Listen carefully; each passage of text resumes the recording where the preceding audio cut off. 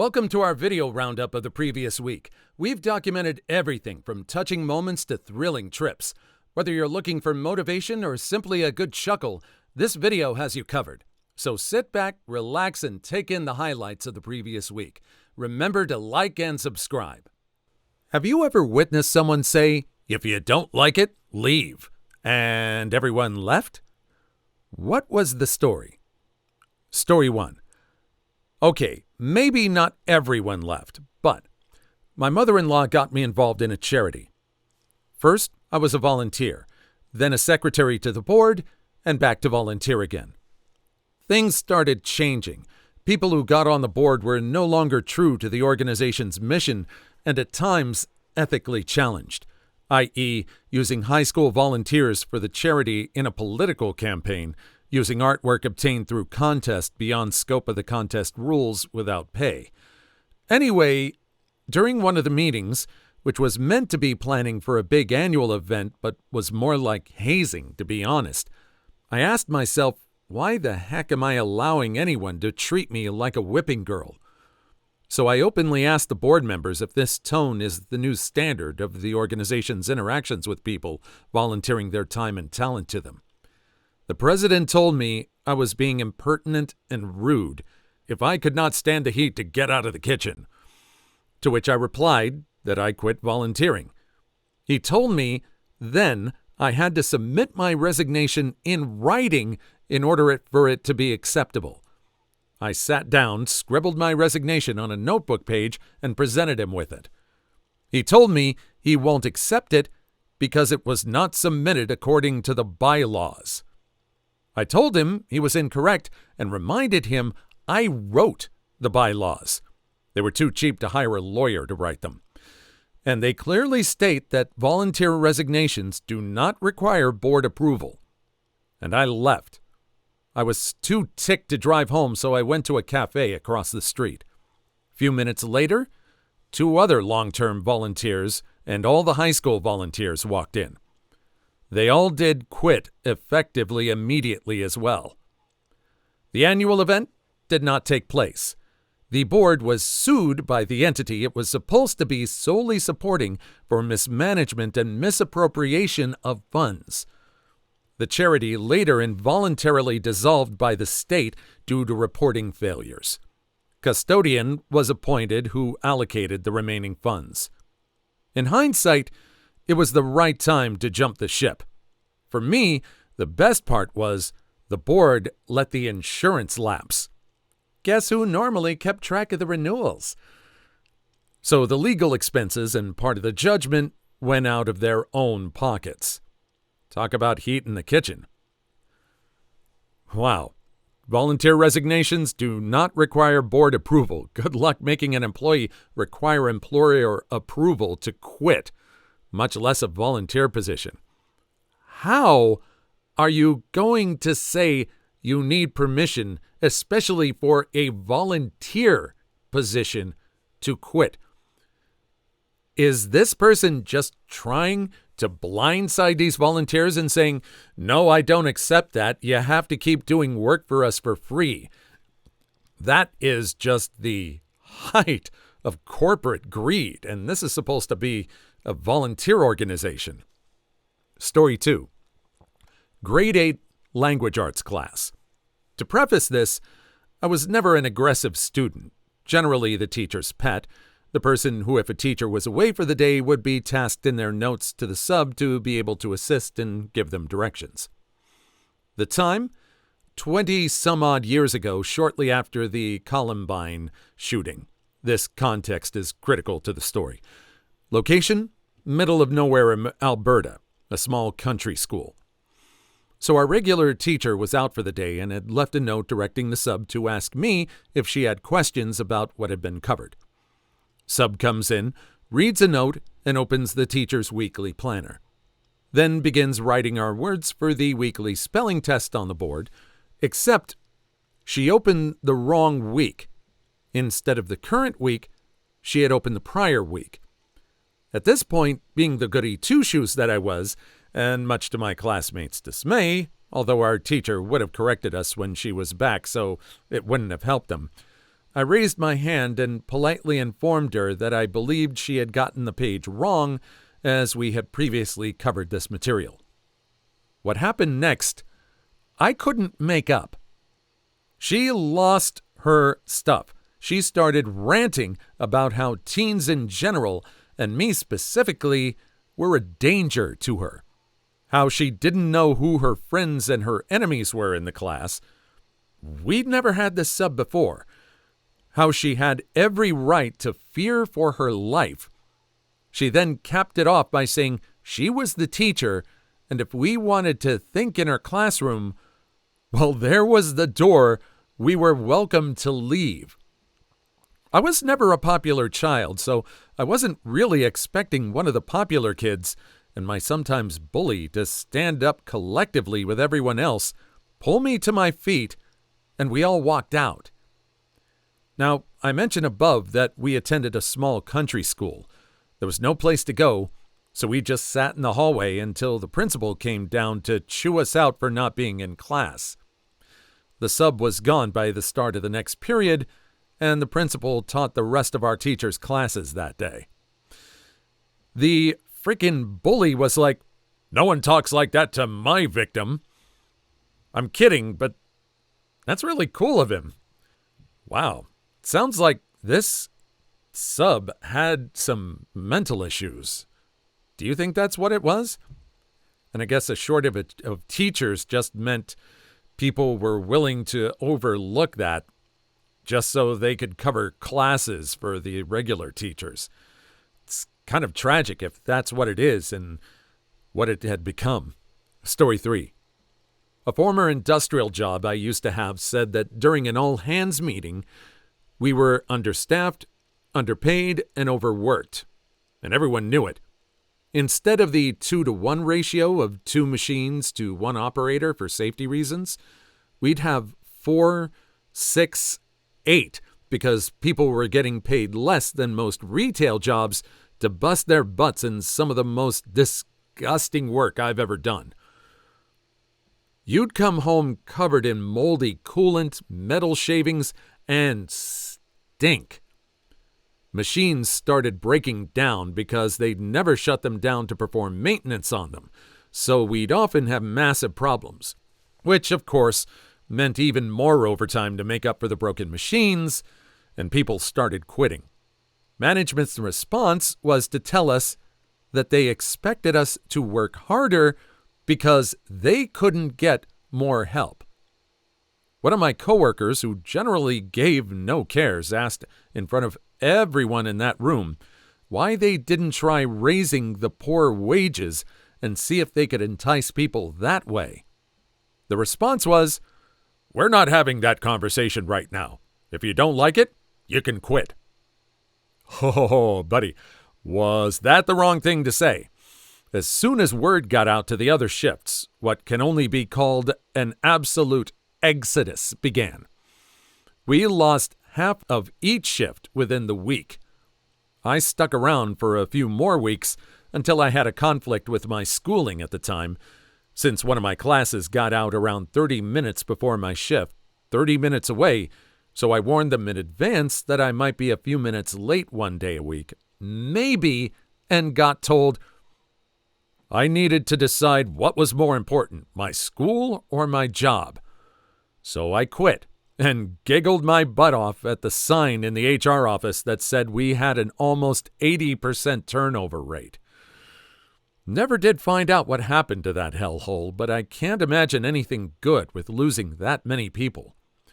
The poor HR rep seemed like she was just so freaking done with everything and seemed so very apologetic as she took my badge. I never understood the what's more important, school or the job thing. Seriously, if a job was super important to you, you wouldn't be studying. Of course, everyone would choose school over their job. It's almost like they think they have us over a barrel that we need the job to pay for school, which unfortunately I think some people actually have to do. But that is an interesting point. If we are asked what's more important, well, we're using school to kind of go beyond what we're able to do now, so maybe you can use some context clues to figure that out. What do you say?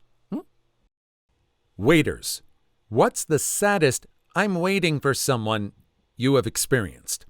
Story 1. I used to work birthdays at a science museum. So one weekend, the birthday family arrives. I escort them back to their room as usual and start talking with the mom about how she wants things to go, setting up the room, etc. She mentions that they just moved here and her son doesn't have many friends yet. So they invited one cousin about their son's age, and then just invited the kid's entire second grade, maybe, class to the party. An hour goes by, and the little cousin has shown up, but nobody else. The little dude invited every kid in his class, and not one of them showed up. Now, to be honest, the birthday boy himself didn't seem that concerned. He and his cousin were happily playing with each other the whole time.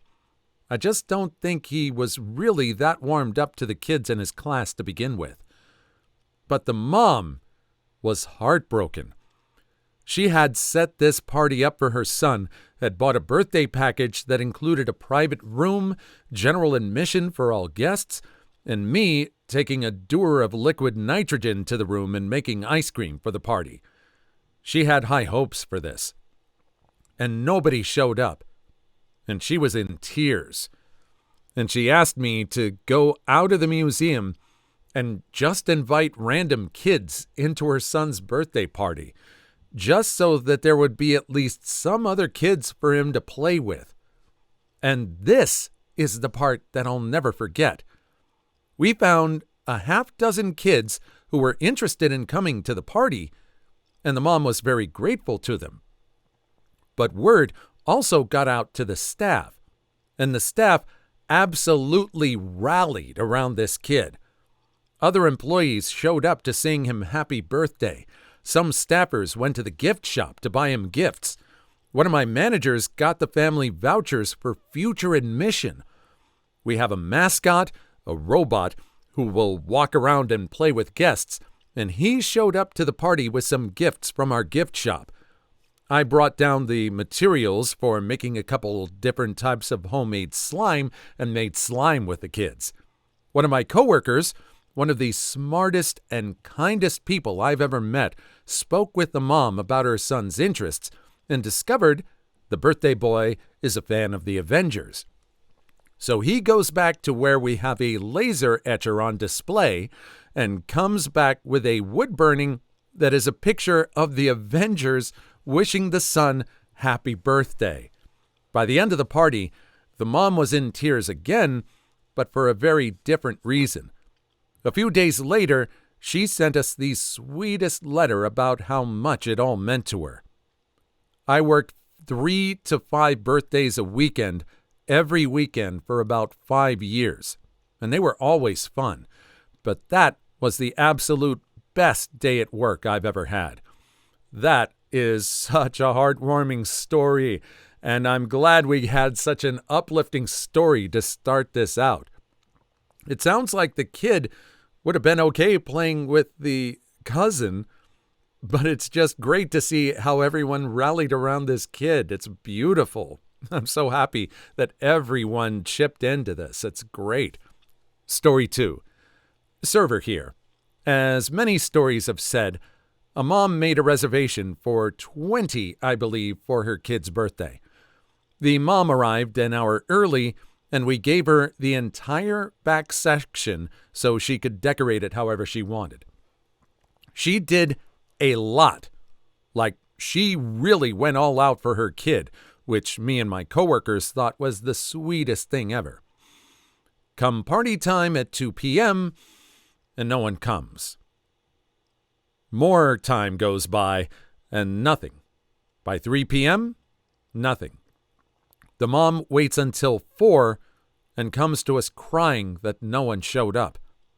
Obviously heartbroken. My manager says to them, "You guys order as much as you want, and we'll make you the biggest birthday dessert for your son." They had a giant feast, and while they were doing this, me and my coworkers made him a custom birthday card with all our names on it. We had an artist that worked there, so she drew him a bunch of Disney things on the card and laminated it. The most interesting part about this happened after with me. The kid was kind of quiet, and he had a Switch that his mom gave him as a present. Something about this kid reminded him of me as a kid. So I went up to their table and asked them how everything was. They were both in a better mood and spirits, and I started talking to the kid about video games and stuff for like 20 minutes. I found out later that he loves anime, more specifically Naruto. So we started talking about that, and I'm not sure if he knew anyone else that liked Naruto, but this kid lit up like I was the first person he's talked to about the show. It was the most heartwarming thing to ever happen to me. The whole entire time, the mom was like, "You actually understand what he says about the show?" So obviously the kid talked to his mom about it, but she had no idea what he was talking about.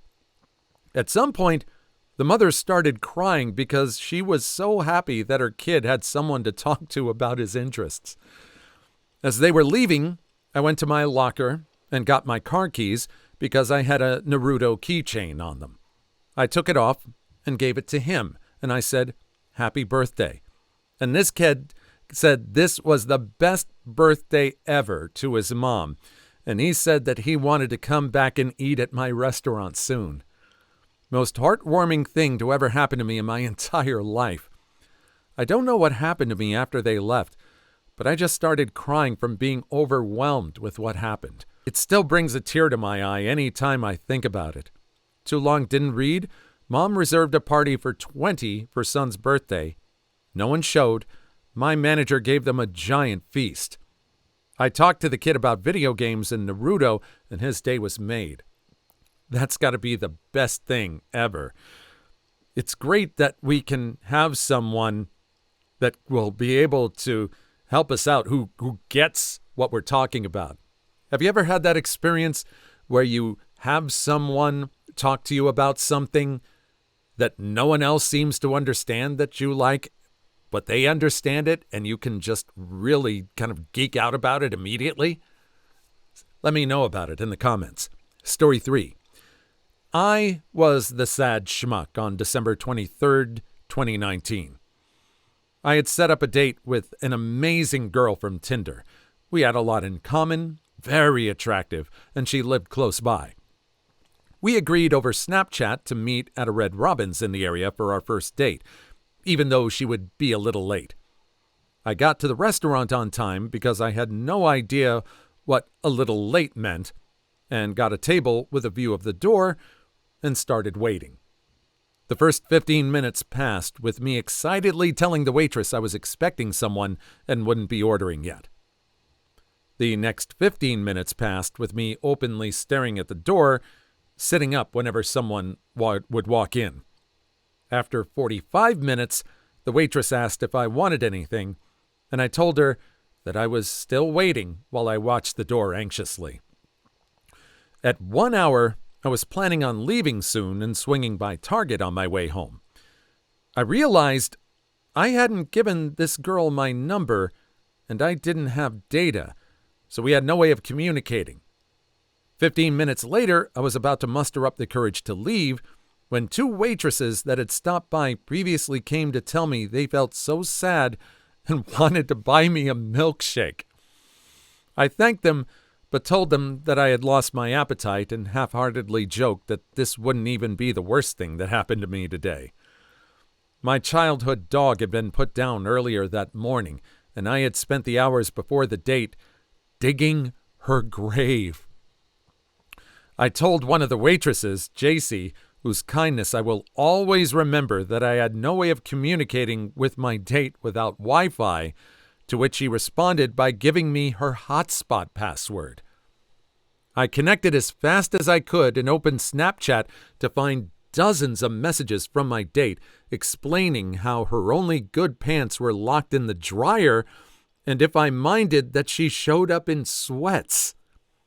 I sent her my number and told her I would be glad if she showed up at all.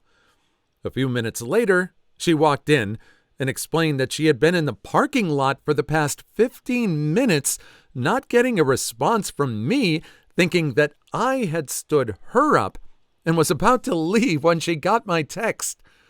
We're still grateful to the waitress, JC, for helping us get together. Gotta get that data plan, bro. MintSim is like $300 for a year.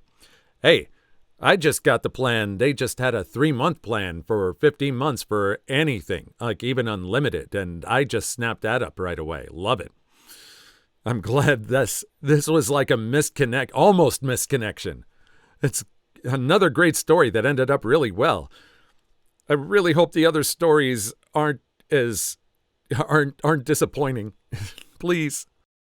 What's the most horrifying "how do you not know how to do this" moment you've experienced with another person whilst adulting? Story 1. This is in part due to being rich enough to be out of touch, and in part a general lack of general adult skills. In college, I had a friend named Mally. She was a couple years younger than the rest of the people in our group and still lived at home with her parents due to their very strict culture and beliefs about how an unmarried woman should not live away from home. But her dad was a doctor and also had family money, so they were quite wealthy in our area. The sort of wealthy where for her 16th birthday, they bought her a Porsche, and when they didn't think she thanked them adequately for it, they returned it. Anyway, I remember when the group of us were at some of the guys' on-campus apartment, the toilet clogged. Mally, without really blinking, said we should call our plumber to get it fixed. Of course, the guys were like, no, it's just clogged. Why would we call a plumber? To which Mally, who was very confused, replied, because that's what plumbers do. Why would you do it yourself? So we then explained first how expensive plumbers are, and second, how the average person does not call a plumber for a slightly clogged toilet. Mally was confused and then asked, well, what do you do when a light bulb burns out? Change it yourself? And obviously we were all nodding and saying, yeah, absolutely. So that was when we discovered just how sheltered and out of touch Mally was with how normal people do things. We specifically learned that she didn't know how to do laundry, change a light bulb, plunge a toilet, cook literally anything, put gas in her car, all because either the maids did it for her, also worth noting, having maids is extremely rare in our area, or her dad did it. It blew her mind when we explained that those are very normal things to know how to do, and ended up showing her how to do all those things. She really hated it, but it did a lot to make her a more self-reliant adult. Her parents really sheltered her so much, so it wasn't totally her fault. We have toilets with very powerful flushes, and they have literally never clogged in the nearly 10 years since we bought the house. My children probably have no idea how to plunge a toilet. Thank you for bringing this to my attention. I will put this on my list. Do you think that's part of a bit of control on the parents' part? I know it has to do with culture and religion according to the story, but I think it was to somewhat, either consciously or subconsciously, foster Mally being under the control of the parents. What do you think? Do you think she would ever live out on her own? Story 2. Not sure if I'd call it horrifying, but pretty ridiculous nonetheless. It's about me. I just moved into my first home in February of this year. I live alone and am single. Earlier this month, I mowed my lawn for the first time. I have never mowed a lawn before, but I'm thinking, how hard can it be? The answer? Not hard at all. Prior to that, I had roped my brother into coming over and doing it for me, but this time I figured I needed to actually learn. The lawnmower is an old push mower from my dad's that he had brought over about a month ago, and he quickly gave me the rundown on how to use it. So I was half paying attention. Plus, it's a lawnmower. So anyway, I go to start it up. It takes me at least 10 tries of pulling the cord as hard as I can with no luck until finally it fires up. I then proceed to begin mowing, and I know this thing is self-propelling. It says so right on it, but I cannot for the life of me figure out why it's so hard to push. The wheels aren't locked or anything, so I just figured it's a combination of me not having much upper body strength and my lawn having a lot of uneven spots and divots that prevented the mower from moving smoothly. I finally finished, sweating my butt off like I had just finished seriously working out. My yard is very small. Even I finished the front and back in about a half hour, 40 minutes. Upon reflection, I'm still not convinced that the mower was self-propelling. I mean, I know I'm not strong and am somewhat petite, but still. So I'm sharing this story with friends and coworkers like, what the hell did I do wrong? And they're all asking me about this lever. And I'm like, yeah, obviously I had to hold the lever down or the motor kills. Well, it turns out there's a second lever that you have to squeeze in order to propel the mower. I manually pushed that freaking thing around my whole yard, divots, hills, and all. Ended up with a blister on my thumb and sweating profusely through my shirt. Not to mention the few times I stopped it and had to restart it. I pulled the cord literally at least 20 times to get it to start again. I was waiting for one of my neighbors to come over and ask me if I needed help. The struggle was that obvious. I also learned about the little button that you push a few times to make starting easier. So yeah, mowed today. And let's just say that things went significantly better than last time. Growing up, my dad or brother would mow. And in college up until now, I've always lived in apartments or duplexes, nothing that requires residents to do any lawn care. So at the age of 32, I have finally learned to use a lawnmower. Well, at least he got started on the project. I can just imagine all these neighbors looking at this person wondering why in the world is he struggling with the lawnmower so much. Maybe they just didn't know this person well enough to come up and ask him. I don't know their relationship. And I think it's partially on this guy for not paying attention to the dad. That is, if the dad really went into detail about how a lawnmower works, which I kind of think he should have. Story 3. In my early 20s, I was really poor. I lived across from a Dollar General and would frequent it for odds and ends. Frequently. There was an 18 to 22-year-old girl who worked the cash register who I assumed was on the spectrum of sorts. She couldn't make eye contact and was very obviously socially awkward. She was also often very dirty and always smelled of BO. It was always weird to me because they sold deodorant. She also had one hand that was much smaller and less mobile than the other. I was always kind to her, despite being the slowest on the cash register, part to her physical speed capabilities, part to her painful customer interactions. She constantly overshared, uncomfortably. It was what it was. It didn't bother me. I honestly felt bad for the girl, and would occasionally see bruises on her smaller hand/arm and wonder if she was abused. One day, I walked into the good old DG, looking to pick up some cleaning supplies and shampoo, and saw they had a clothing sale. Before you judge, I was poor, and they didn't have the worst clothing. The sale was that certain color sticker items were $1. I browsed and actually found 5 things that weren't too terrible, some pajamas, some leggings, and a piece of athletic wear. So I brought up all my items, waited for a while as the girl was at the register, and brought up my 5 $1 clothing items, a spray cleaner, and a bottle of shampoo, both of which were also $1.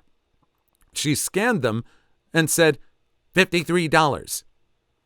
I kind of anticipated this, so I pointed to the literal 3 signs about the sale right around the register. There must have been 25 signs through the small store. I wasn't angry. She looked at me, and I explained the sticker color matches the sale and they need to be discounted. She thinks for a good long while, looking at the register, clearly in pain and not knowing what to do. Eventually, she scans these 7 items again, hits a bunch of buttons, then says, "Okay, $24. I was absolutely flabbergasted.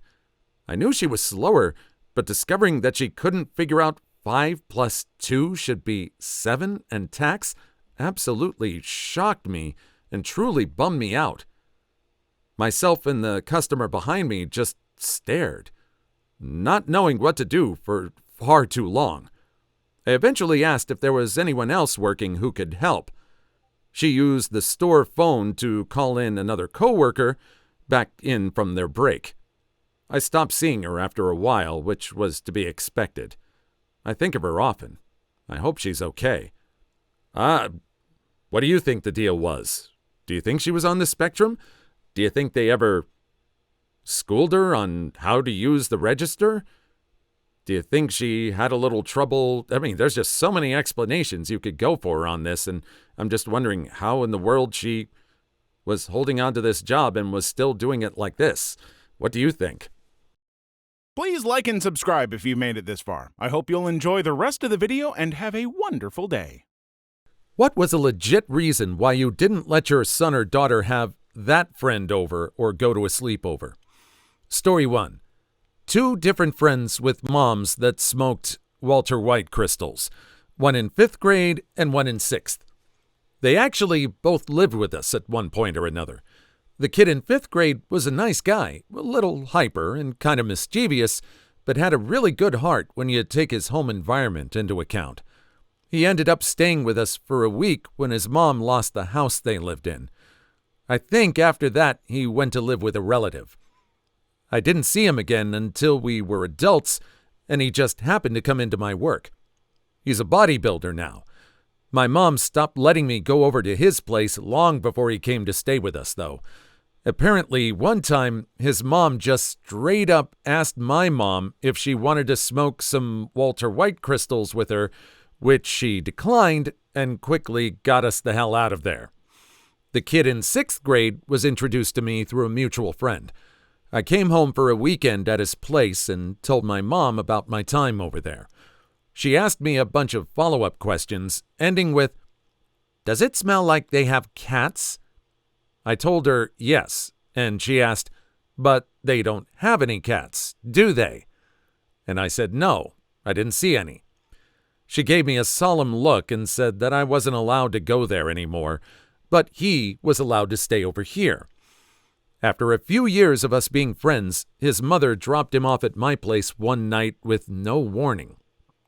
He and I didn't know what was going on, but I know now that his mom had a heart-to-heart talk with mine, saying that she knew she was going to be arrested soon and that our house was the safest possible place for her son, as my mom was the only person she was even acquainted with that wasn't an illicit substance addict. This kid and I had become extremely close over the years, and my mom loves him very much. So without blinking, she agreed to take custody of him. So he became my adopted brother, sort of. Flash forward, a Child Protection Services agent is at our door with a custody release form. She tells my mom that my friend's/brother's dad has been cleared to take custody. My friend wants to live with his dad more than anything, so my mom tearfully gives up custody. I see him at school a week later, and he tells me he's been put in a foster home. He was never going to his dad's at all. It took years for him to believe that Child Protection Services had deceived my mother into giving up custody and that we didn't just give him away. It makes me want to cry thinking about him feeling like we abandoned him. He graduated high school in the foster care system and joined the Marines. I haven't seen him in 6 years. I miss my brother. That is awful. For what reason did Child Protection Services feel they had to lie to him? It sounds like he was in a great home with this woman and this guy who was an adopted brother. Why did they get him out of there? I just don't understand it. Story 2. One of our friends has a granddaughter who was treated horribly by her parents.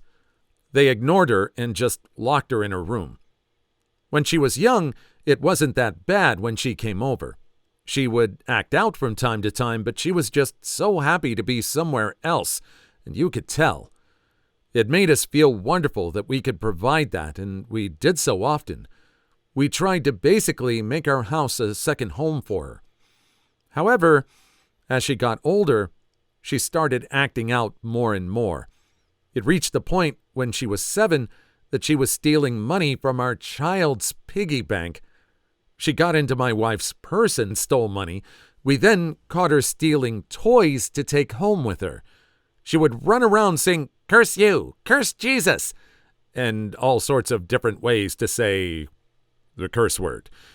We'd take them to the park, and she would get into literal fist-throwing fights with other kids. These sort of things started happening every time she was over. It went from, "We feel so great that we can give her a break from her troubled home life," to, "Sorry, but she can't come over anymore." And we felt awful. But she had turned into a literal terror, and nothing we tried would get out of it. The turning point was when she smacked our youngest across the head with a wooden toy, and he needed to get stitches. We tried to get CPS involved, but they basically said, as long as she's going to school, getting fed, and not being physically or intimately abused, there's nothing we can do. Last I heard, she's in prison for assault and illicit substance charges. So they just had no reason? It sounds like they had a reason to get her out of that situation. What were the actual parents doing at that time? What kind of horrible treatment was being allowed by CPS, basically? Story 3. I am no longer allowed my son's best friend to come to our place or for him to go over to his after his best friend's mom reported us to the police as harboring a runaway. This was after the best friend had been tossed out of his mom's house and told to spend the night sleeping outside, and she'd refused our phone calls to find out what was going on. So yes, I wasn't going to let a 16-year-old spend the night in 30-degree weather with nowhere to go. Sue me. The cops showed up, said she'd reported us as harboring a runaway. We explained what was happening and got treated like dirt and told that from now on we had to have full permission from the mom. Fine. We urged my son's friend to go to the police, report to them what was happening, and left it at that. The mom tried to apologize 3 days later for being off her meds and saying it was okay for my son to go to their house and vice versa, and I politely refused and hung up while she was screaming at me. I'd always been kind of uncomfortable with the woman, and that just sealed it. They were still friends at school, but there was no more hanging out at either one's house, and I explained why, and they both agreed to the rules. The son is in the military now and doing quite well, and no longer has contact with his mother. Gee, I wonder why. Sounded like a trap, vice versa. I think that woman that called the cops just realized that if she wanted a break, and I'm not saying that's right, she probably wanted to have those tantrums, but she would probably get in trouble if she just tossed her son out again like that. I think she just realized she just ticked off the only person that would actually take her son in. Ugh. Kind of awful. Story 4. Not her parents, but my sister, who was 9 years younger than me, wouldn't accept her ex-boyfriend. Not being toxic in the whole defensive act some big brothers do, I just didn't like the guy. He was super emo, and I could just see some light in my sister going out. He was really possessive of her and whispering like freaking worm tongue in her ear all the time. Weird stuff now. Not like whispering secret little jokes, but whispering conversations. I assumed they were mocking me or my family. I ended up making a demand that he not be in the house if I was home. Not something I have ever dreamt of doing before or since. Turns out he was whispering super dark stuff about self-unaliving, self-harm, as well as subtly belittling and completely emotionally blackmailing her. She broke down and told my mom all about it. Thankfully, they broke up, but he hung around trying to contact her for ages. He was telling her that if she didn't go back to him, that he'd hurt himself, etc., etc. Took a while, but it fizzled out. She was back to herself in no time, thanks to bejesus. Fast forward 10 years, I'm on an A&E shift. I assess some poor girl who has addiction and mental health problems. She'd had a few self-unaliving attempts in the last year. Lo and behold, who's the boyfriend? The same scrawny little bollocks. He refused to acknowledge my existence when I assessed her. He just sat there looking at her and grinned. Not smiling, but bloody grinning the whole time. Psychopath. What horrible thing did you see that messed with your head for a long time? Story 1. Anyway, this past year at my college, there was a car accident. Not too out of the ordinary, as it's out in the country and people crash all the time and have their cars totaled, but are pretty much fine. I was coming home from a dance class in the city and one of the roads was closed so they could pick up after the accident. No big deal. Later that night around 11:30, I got hungry. All the dining halls were closed, so I decided to drive up the road to Sheetz. It was the road that had been closed, but everything was fine again, so they opened it. Well, it wasn't fully clean. I guess it had been a really horrible accident. The scene was clear, no smashed cars or bodies, but there was broken glass all over the road. And then, after I passed the broken glass, I saw it. The entire stretch of road before me was soaked in blood, with pieces of flesh. I honestly couldn't tell you if it was skin, muscle, intestine, or what in it. It isn't nearly as horrifying as some of the other stories here.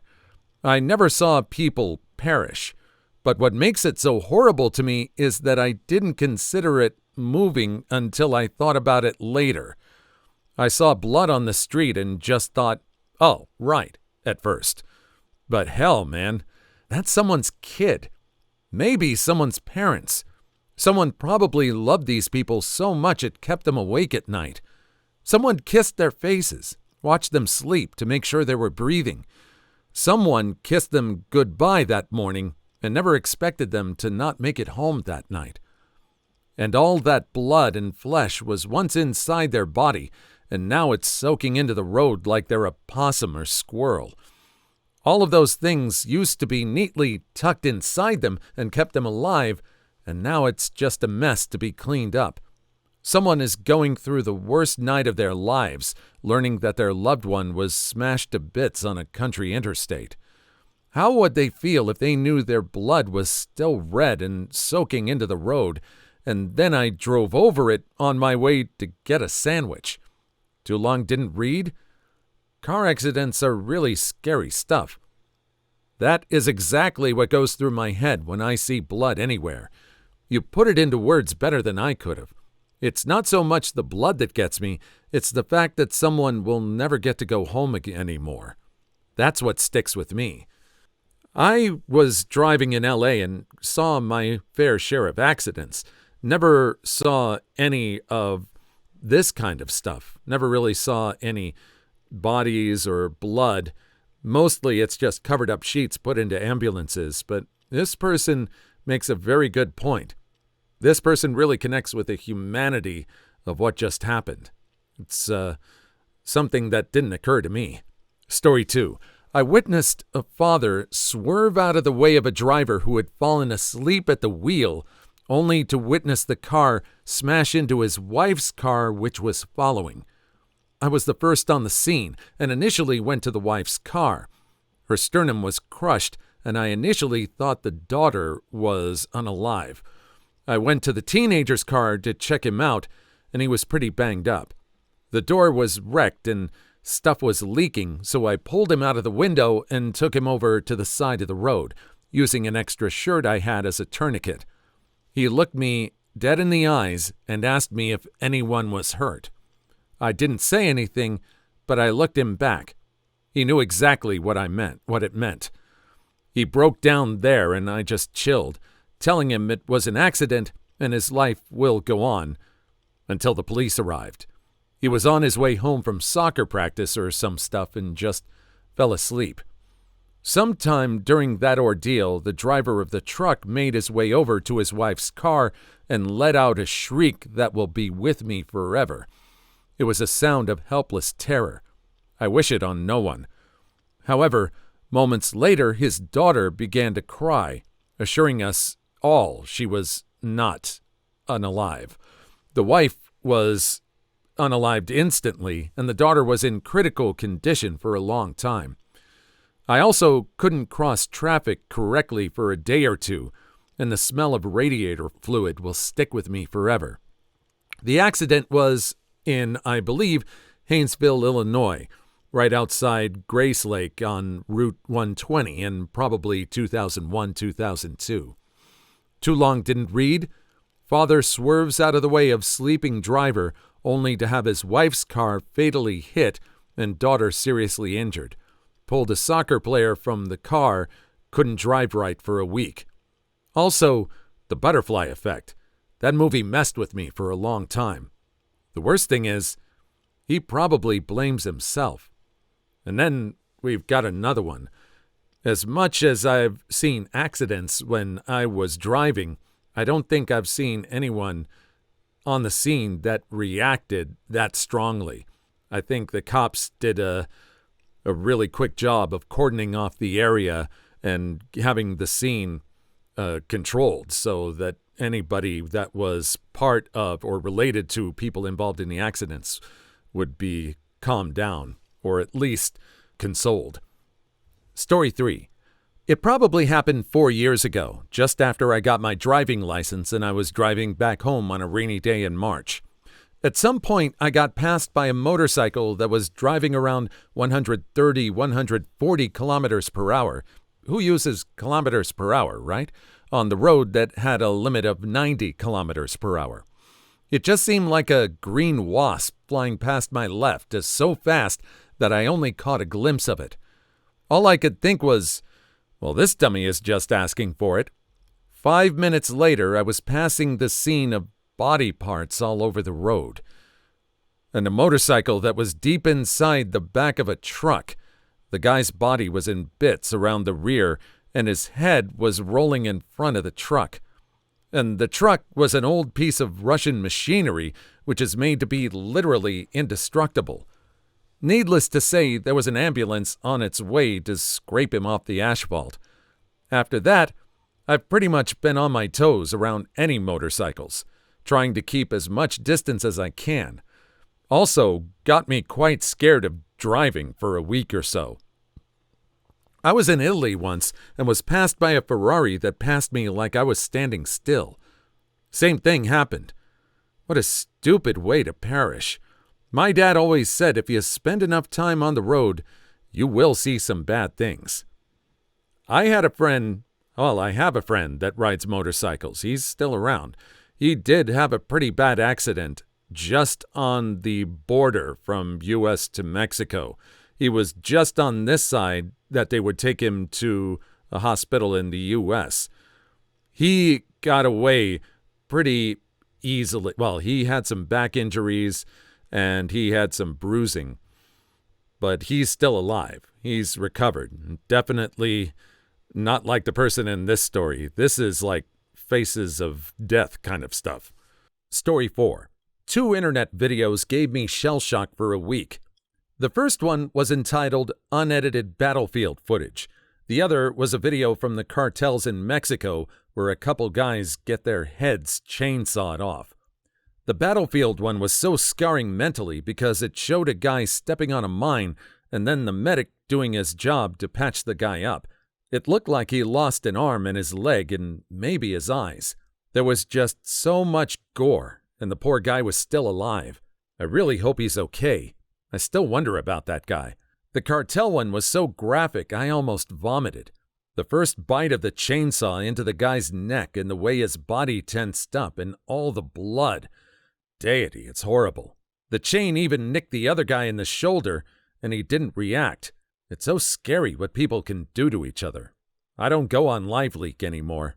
I saw the one from Mexico. Makes you think we could use a Great Wall of Texas and California. And I'll say this to show my appreciation as well.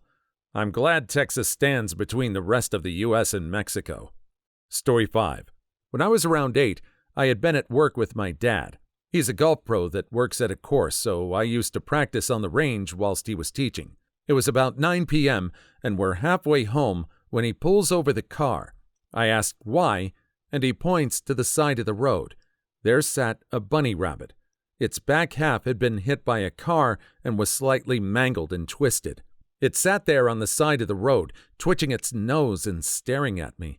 My dad grew up on a farm. He decided he had to put this bunny out of its misery. He goes to the boot of the car, pulls out his 9-iron, and approaches the bunny. I sit bewildered. I am a massive animal lover, but at this age, I couldn't comprehend putting an animal out of its misery. I still thought my dad was just unaliving this bunny, when we could have easily taken it to the vet to be fixed. He widens his stance, places the back of the iron beside the bunny's head, pulls back, and bam! There was a horrible popping, squelching sound, and my dad shouted, 4! For weeks, I wouldn't talk to him. I cried myself to sleep for a few nights afterwards. I know that's hard, but I hope you understand now it was a kindness. Suffering is worse than death. Being half unalived and left to perish of thirst is worse. That's a cruel lesson to learn, but sometimes perishing is better. People who work in high-class restaurants and hotels, what's the most ridiculous, stereotypical rich person thing you've ever experienced someone has done? Story 1.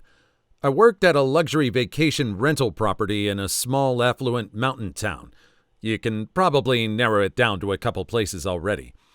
Being a vacation rental meant we provided hotel-like services to guests on behalf of the owners. These were full ownership condos, not timeshare. One person owned it, in some cases owned several, with an average value of about $2 million for a one-bedroom unit. I only say this to beat down stereotypes and make a point. Wait for it, though. There's a story coming. As most of our owners were actually relatively down-to-earth and kind people who made their money through a lot of hard work. I got to know some of them. Yes, a few were heiresses, but many more were self-made business people or executives in major corporations. I worked in the film industry previously, and one of the same rules apply there. The awfulest people are the ones who have ego issues, the ones who want to be hot stuff, but know they aren't, but are rubbing elbows with those who are truly successful. On to the story. There was a tradition at our property that we put out warm cookies near the time the lifts close. We only made a certain number each day. Those that waited around or made it to a point to get them always got one. And often we'd make another batch if enough demand was there, though some days we'd just give them away to neighboring businesses' staff because so many would be left. You never really knew, but you did your best. Well, one day, a lady and her daughter came looking for the cookies an hour after they were put out. They had been gone about 50 minutes now. She asked about the cookies, and I explained that they are put out at a certain time, and was literally opening my mouth to offer to make one specially for her daughter, but before I could exhale a word, she launched into a tirade. "So my daughter doesn't get one? Are you for real? You're a joke. You're worthless. Your job is worthless, and you shouldn't be working here. You're an absolute piece of trash." All this in front of her young daughter, no less. In spite of this, I smiled and offered to make one for her daughter, as I originally intended to offer. She repeated how worthless I was and how I should never bother showing up to work again, and stormed off. I didn't say a word to her the rest of her stay. There's something about food that just enrages people. Anyone who's worked in the restaurant business knows this. All for a cookie. for a cookie, maybe for her daughter, but just a cookie. It's completely outrageous. Like she expected it. Like it was a personal affront that she was denied a cookie. It's out there. Just what do you think? It was just too over the top. Story 2. Not a high-class restaurant or hotel. Just a nice little shop selling fresh house-made pasta and sauces to take home and boil or heat up yourself. We got the stereotypical rich people due to the location smack in the middle of Marin County, California. This was in the late 80s, and food trends were plentiful and rapidly evolving. Many people were very interested in being on the cutting edge of the latest trend, be it the latest hot restaurant or that month's fabulous must-have menu item. Not that they were actually into food, but just to be in the know and brag about how you simply must try the most fabulous tiramisu at latest hot restaurant. We actual restaurant folk would stoically refrain from rolling our eyes in their presence and carry on. So at the pasta shop one evening, a typical Marin matron arrived in her jeweled slippers, clattery jewelry, and a cloud of perfume. She pushed past the other patrons in front of her and said she needed some squid ink pasta. "I'm sorry," I replied. "We don't actually make squid ink pasta, but you may be able to find it at a fancy grocery store in the same plaza. They carry several good imported items." She gaped at me and started moaning, "Oh, no, no, no, no, no, no." Of course, now everyone in the place was staring at her. She then told me that she had to have squid ink pasta because she had her gourmet friends coming for dinner, and they had to have squid ink pasta. I apologized again, explaining that we didn't make squid ink pasta, and again suggested the fancy grocery store, only to be cut off by her loud wailing, "Oh, no, no, no," again. I just stood and watched along with everyone else in the place as she paced up and down before the display case, clutching her head and repeating, "Squid ink pasta, gourmet friends, squid ink pasta, gourmet friends," over and over at the top of her lungs, as if this incantation would magically call forth a hidden cache of squid ink pasta. Needless to say, we could not provide said squid ink pasta, so I don't know what she served to her gourmet friends that fateful evening. The whole thing was just so bizarre and over the top. Anytime we encountered some delusional entitled weirdo, we'd mutter, "Squid ink pasta," and cackle to each other. First of all, she's in the wrong for pushing her way past people up to the front. She already has this entitled aura about her, and it's not an aura that actually people step aside for. She actually has to push her way past, so what good is that kind of an aura anyway? Do you have some kind of phrase for someone that's actually entitled, that's obscure like this? Not Karen, but something that's actually obscure like squid ink pasta? Story 3. I'm none of the above, but a soldier. We held an annual ball at the local Marina Hotel restaurant and bar and had it reserved for the evening. Barkeep/host grabs our commander a few hours into the evening and says, "There's a guy. He's been a daily regular for the past 15 years who wants to grab his usual nightcap. Do you mind?" The commander agrees, and the gentleman comes in, sits at his spot, and proceeds to enjoy the show while occasionally covering costs for those of us grabbing drinks, in exchange for a little small talk about what we do. After about 3 hours, he grabs his coat and heads out. He then returns about an hour later and proceeds to shut down the joint with us still covering drinks here and there.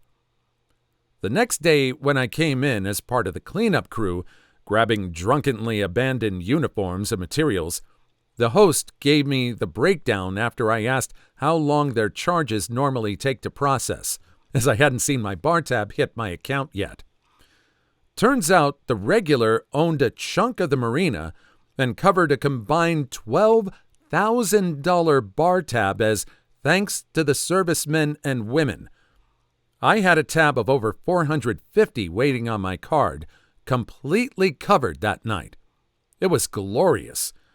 I hope somewhere up there in the North County, this old rich dude is still getting his daily nightcap and making people's lives. He was engaging to talk to, pleasurable company, and didn't leave things hanging when one was ready to move on. If I run into him again, I'll tell him the tab he covered was almost $1 for upvote to the karma I received from this story. Wow, that's impressively generous. This is what you kind of like. This is like the complete opposite of what you are probably going to hear from other of these stories. Someone who's low-key, doesn't have to crow about anything, and just covers for people. It's like when I drove rideshare. The people who said they were going to tip didn't. The people who tipped never said anything. Please leave your story in the comments. I would love to make a video on them in the future. Also, don't forget to like and subscribe.